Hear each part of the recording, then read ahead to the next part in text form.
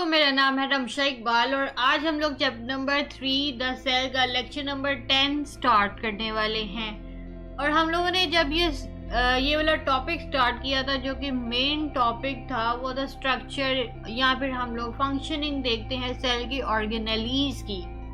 उसमें मैंने आपको कहा था कि पहले हम लोग सारे सेल की जो भी ऑर्गेनेलीज हैं वो हम स्टडी करेंगे, उनके क्या क्या स्ट्रक्चर होते हैं, उनके फंक्शनिंग क्या होती है। उसके बाद मैं आपको डायग्राम पढ़ाऊंगी कि प्लांट सेल की और एनिमल सेल के अंदर कौन कौन से ऑर्गेनेलीज प्रेजेंट हैं।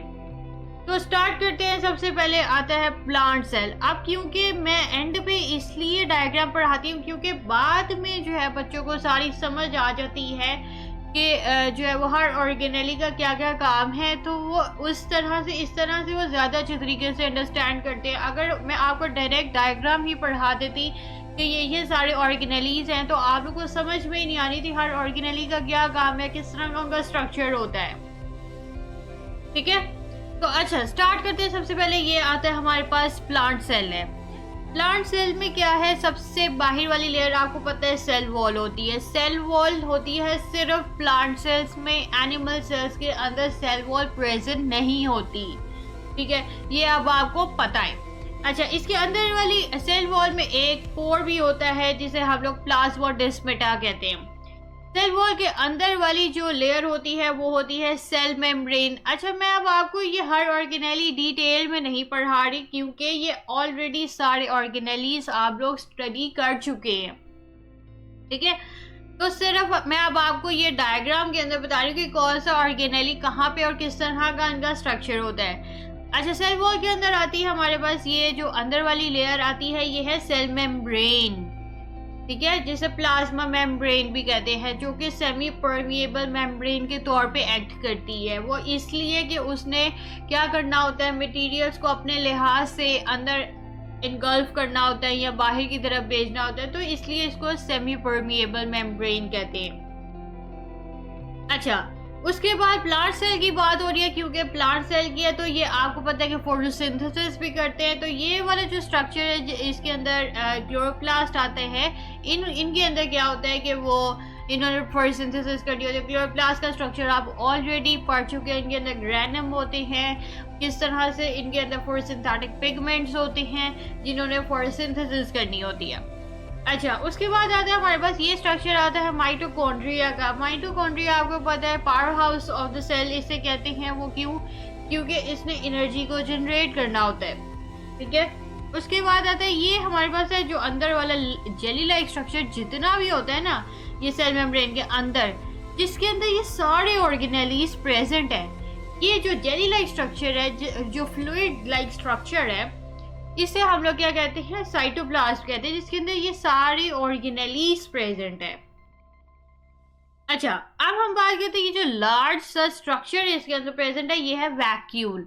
आपको पता है कि प्लांट सेल के अंदर एक लार्ज वैक्यूल होता है, जो भी मैच्योर प्लांट सेल होता है। ठीक है, लार्ज वैक्यूल होता है। इसका साइज लार्ज होने की वजह से क्या होता है कि न्यूक्लियस साइड पे चला जाता है। प्लांट सेल का न्यूक्लियस दरमियान में नहीं होता, साइड पे चला जाता है क्योंकि इनका वैक्यूल ही बहुत ज्यादा बड़ा होता है। अच्छा, अब हम न्यूक्लियस की बात करते हैं। न्यूक्लियस है ये, इसके अंदर ये न्यूक्लियोलस है, इसके अंदर ये थ्रेड लाइक स्ट्रक्चर, हमारे पास क्रोमेटिन है, और बीच में हमारे पास इसके इर्द गिर्द जो मेम्ब्रेन है वो हमारे पास है न्यूक्लियर एनवेलप। अब न्यूक्लियस का स्ट्रक्चर भी आप ऑलरेडी सारा कुछ पढ़ चुके हुए हैं। ठीक है, अच्छा, न्यूक्लियस के बाहर ये हमारे पास आते हैं सारे रफ एंडोप्लाज्मिक रेटिकुलम, उसके बाद आती है स्मूथ एंडोप्लाज्मिक रेटिकुलम। ये जो रफ एंडोप्लाज्मिक रेटिकुलम होते हैं, इसके अंदर इसको रफ एंडोप्लाज्मिक रेटिकुलम इसलिए कहते हैं क्योंकि इसके अंदर राइबोसोम्स प्रेजेंट होते हैं। इसके अलावा कुछ राइबोसोम्स आपको पता है कि साइटोप्लाज्म में फ्रीली भी प्रेजेंट होते हैं। ठीक है, तो आरडीआर में हमारे पास राइबोसोम्स भी प्रेजेंट होते हैं। स्मूथ एंडोप्लाज्मिक रेटिकुलम में कोई राइबोसोम्स प्रेजेंट नहीं होते। अच्छा, यहाँ से निकल के फिर हमारे पास आता है गोल्जी अपरेटस। गोल्जी अपरेटस के बाद गोल्जी अपरेटस का क्या काम होता है, उसने क्या करना होता है कि जो भी राइबोसोम्स के अंदर प्रोटीन्स बनती हैं, आपको पता है राइबोसोम्स ने क्या करना होता है, प्रोटीन्स बनानी होती हैं। ठीक है, तो प्रोटीन्स की जैसे सिंथेसिस यहाँ पे होती है, उसके बाद गोल्जी ऑपरेटर्स ने क्या करना होता है, प्रोटीन्स को मॉडिफाई करना होता है। उसके बाद आगे जो है वो गोल्जी वेसिकल्स निकलती हैं, और उसके बाद जो भी फर्दर आगे प्रोसीजर होता है जो कि सेल को चाहिए होता है, यानी कि जो भी वो प्रोटीन्स जो होती हैं जो उन्होंने या तो इंगल्फ करनी होती है या किसी प्रोसेस में यूज करनी होती हैं। ये हमारे पास आता है सारा प्लांट सेल। अब हम बात करते हैं एनिमल सेल की। एनिमल सेल भी same like that of the plant cell है, इसके अंदर भी कोई इतना खास चेंज नहीं है।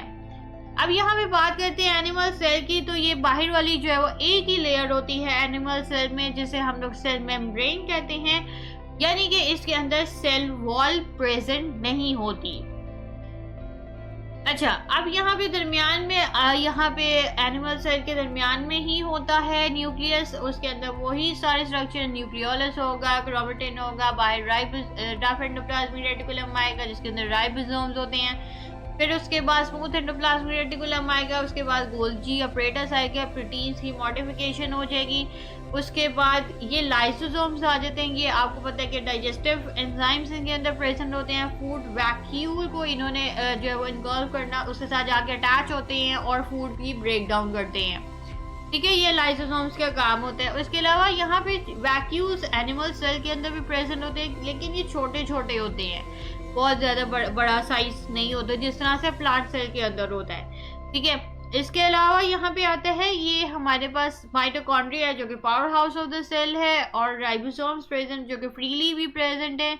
ये हमारे पास आपको पता है कि हम लोगों ने जब साइटोस्केलेटन पढ़ा था तो उसकी जो है वो ये नेटवर्क होता है थिन ट्यूब्स का या फिलामेंट्स का, जो कि पूरे साइटोप्लाज्म के अंदर प्रेजेंट होता है। ये आपको ऑलरेडी पता है।